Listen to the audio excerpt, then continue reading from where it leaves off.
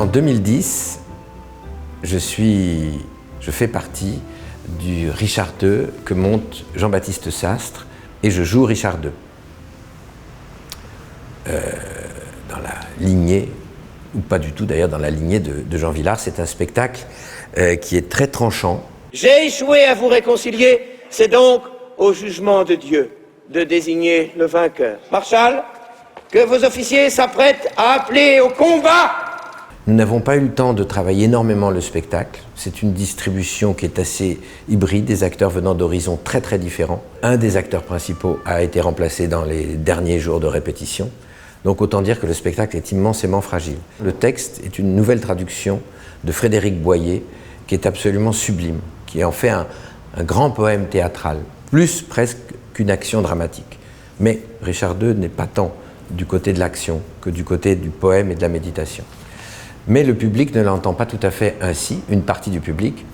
Et la première, à la fin de la première, des gens partent. Florence Delay, l'académicienne Florence, fait partie du spectacle.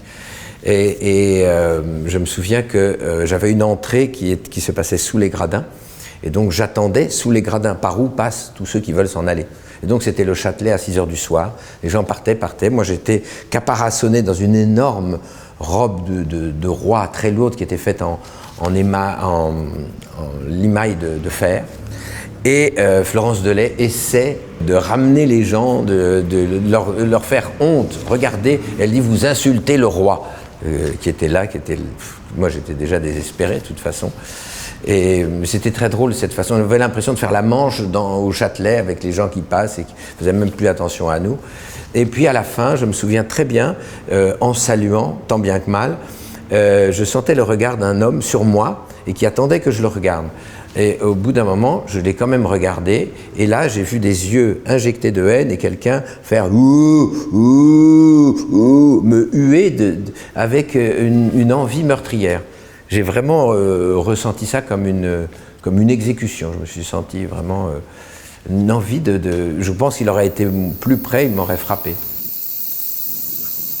Avignon peut être très cruel. La cour d'honneur est comme un lieu qui est si chargé historiquement, esthétiquement, affectivement. Ça n'exalte pas simplement les acteurs et les artistes, mais les spectateurs aussi peuvent devenir fous, se livrer à la passion la plus totale ou se livrer à la haine meurtrière. Des spectateurs qui considèrent sans doute aussi que le lieu, d'une certaine manière, comme tous les lieux symboliques, leur appartiennent aussi. Et après tout, c'est peut-être vrai.